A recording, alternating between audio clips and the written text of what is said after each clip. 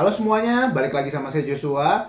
Dan di tangan saya ada Xiaomi Redmi Note 11 Pro 5G. Handphone yang populer banget dan namanya juga panjang banget. Dan jujur saya suka banget sama handphone ini ya. Dengan harga sekitar 4,1 juta, menurut saya handphone ini cuma punya satu kelemahan, yaitu bagian kameranya. Iya, ternyata dengan sensor 108 megapikselnya, ya hasilnya nggak sebombastis angkanya ya.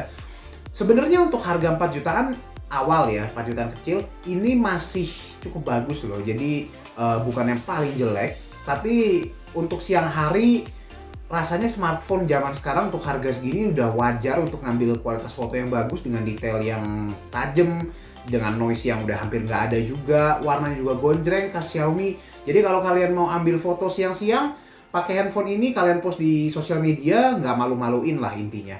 Tapi ceritanya berubah sedikit kalau misalnya kita bilang untuk yang kualitas mungkin indoor dengan pencahayaan yang kurang, atau malam hari di outdoor yang pencahayaannya memang benar-benar gelap. Ini masih kurang, masih jauh dari yang terbaik di kelasnya. Bukan yang terburuk, tapi masih jauh dari yang terbaik. Tapi kalau misalnya kalian mengambil sesuatu yang statis, bisa pakai mode night mode-nya, dan mode night mode-nya ini bagus banget ya. Jadi benar-benar drastis improve seperti yang kalian bisa lihat. Tapi kalau misalnya kalian ngambil sesuatu yang bergerak, tentu night mode ini kurang, nggak ada gunanya lah karena pasti ngeblur.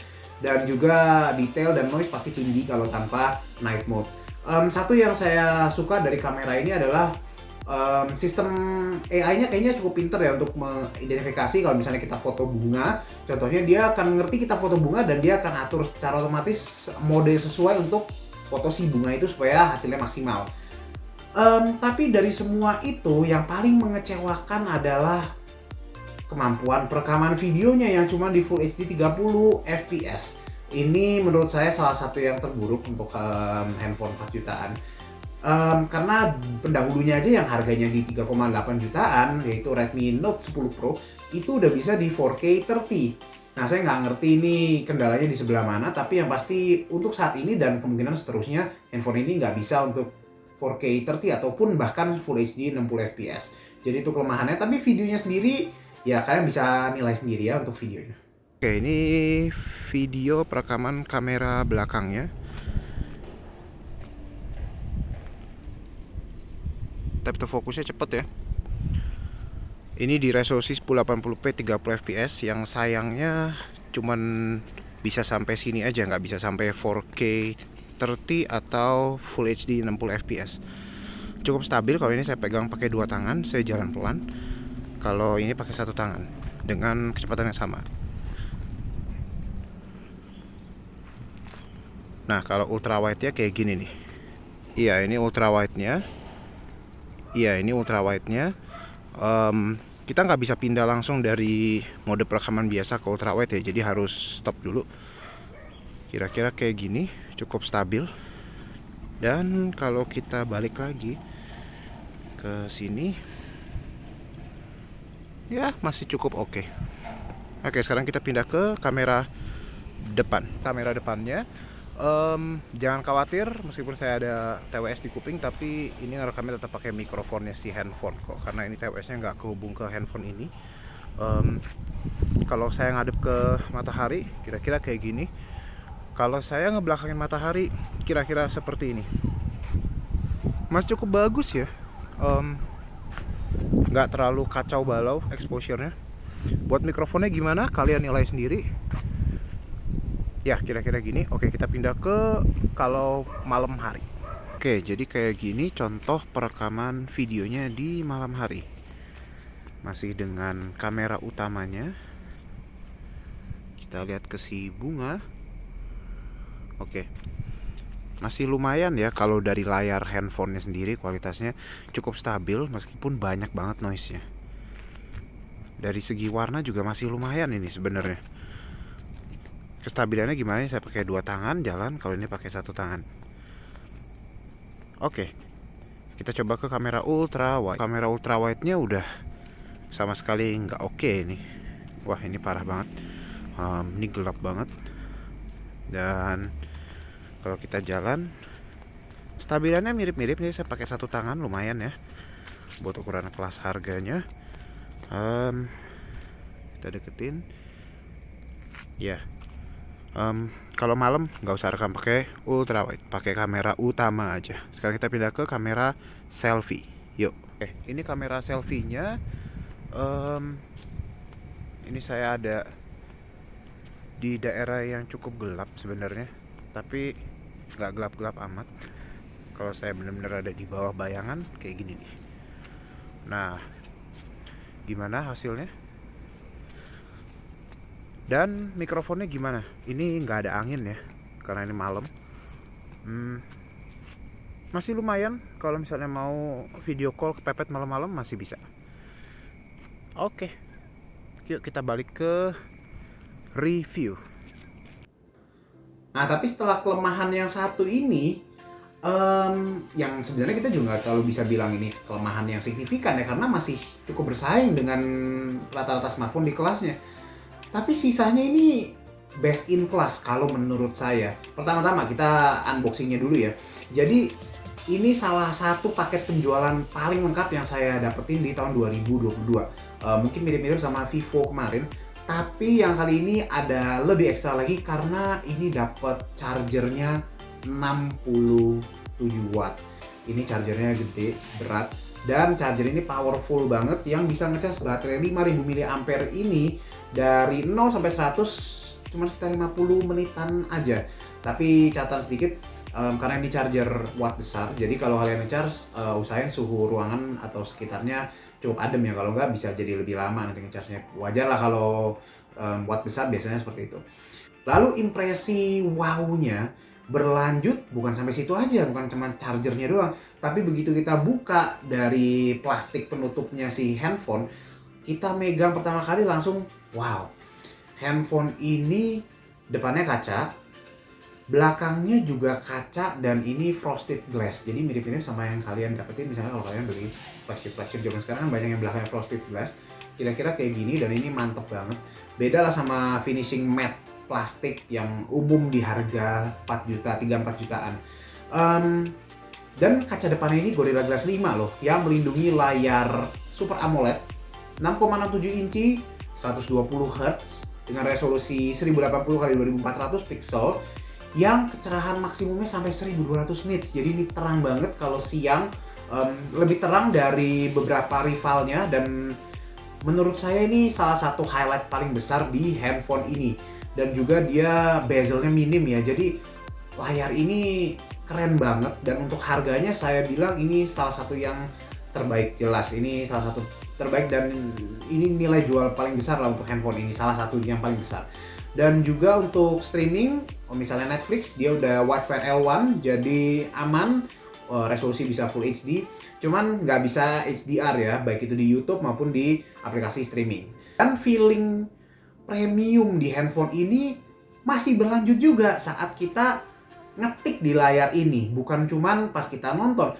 Karena apa? Handphone di harga segini biasanya punya haptic motor atau haptic mesin getar yang biasanya kayak nggak mantep lah ya, kayak nggak enak.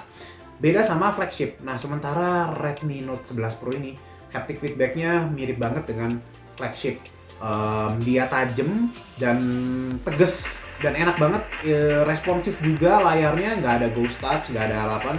Selama sekian 1 minggu kurang lebih saya pakai handphone ini, saya nggak ngalamin ghost touch sama sekali. Jadi memang untuk sektor layar ini terasa bagus banget untuk harganya. Dan feeling mewah atau premium ini berlanjut juga bukan cuman pas impresi pertama, tapi ke seharian juga. Karena apa? Handphone ini punya layar 120 Hz dan dia punya performa SoC atau chipset yang mampu mendeliver 120 Hz itu dengan konsisten di 90% waktu lah saya bisa bilang. Dan jangan kalian salah sangka ya, Snapdragon 695 meskipun depannya kepala 6, ini bukan berarti dia levelnya entry level. Karena Snapdragon 695 ini lebih kencang daripada pendahulunya yang 732G yang di Redmi Note 10 Pro. Mungkin 695 ini mirip-mirip ada di tengah-tengah antara 750 sampai 765G dari tahun lalu. Jadi ini kencang. Dan juga untuk main game, kalau game-game ringan mah udah lancar lah, aman. Dan bahkan untuk game-game berat kayak Genshin Impact masih bisa jalan dengan settingan yang cukup baik dan frame rate yang cukup mulus. Jadi saya bisa bilang dengan yakin bahwa handphone ini juga untuk gaming salah satu yang terbaik di kelasnya. Meskipun masih kalah sama yang pakai Dimensity 920 ke atas atau Snapdragon 778G.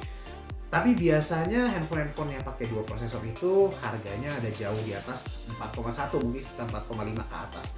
Jadi good job Xiaomi untuk yang performa, dan untuk layarnya ini jempolan banget. Oh iya, sebelum saya lanjut, kalau kalian suka dengan yang kalian lihat sejauh ini, klik subscribe dan like ya, supaya saya makin semangat terus ke depannya. Ayo kita lanjut. Dan kalau kalian mikir, layar 120Hz, Super AMOLED 6,67 inci, terang dan besar, dengan performa yang kencang juga, oh ini baterainya bakal boros nih.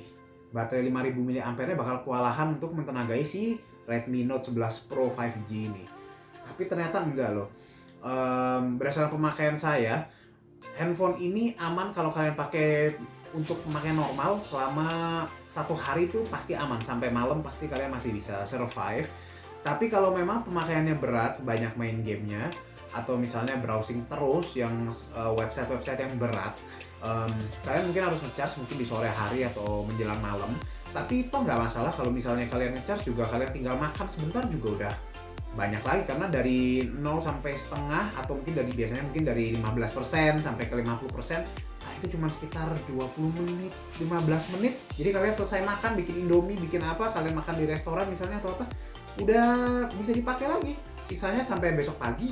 Besok pagi kalian bangun, kalian siap-siap sarapan, udah penuh lagi handphonenya kalian charge. Jadi sekali lagi charger ini keren, dan thank you banget loh untuk Xiaomi masih include charger yang sebagus ini. Ini kalau kalian beli mungkin di luar ini harganya sekitar 300.000 atau 400.000, tapi di sini masih disertakan di paket penjualan.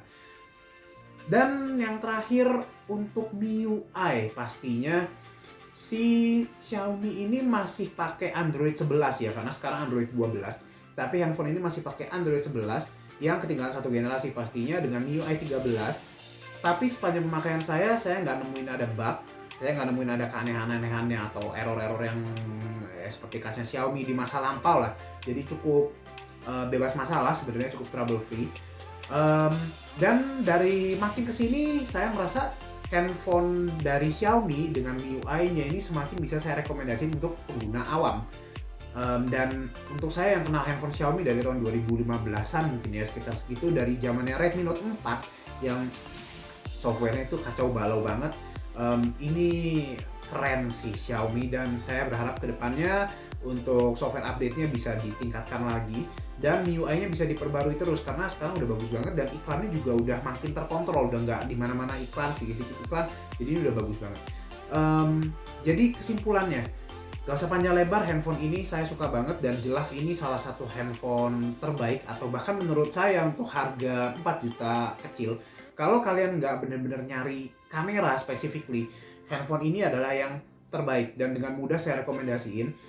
Dia punya layar yang besar dan yang keren banget, salah satu yang terbaik di kelasnya. Dia punya performa juga yang keren banget, punya ketahanan baterai yang masih tergolong bagus, punya build quality yang salah satu yang terbaik juga di kelasnya, punya mesin getar yang saya bisa bilang yakin terbaik di kelasnya, charging yang cepat, pakai penjualan yang lengkap, dan ya itu, kalau kalian memang suka banget bikin video, kalian suka banget ambil foto di tempat yang gelap, handphone ini bukan yang terbaik, tapi masih cukup reasonable.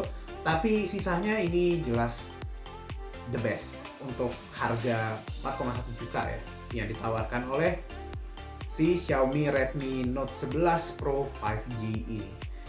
Oke, sekian dulu untuk reviewnya. Terima kasih yang sudah menonton. Saya Joshua, and I will see you guys in the next video. Bye-bye.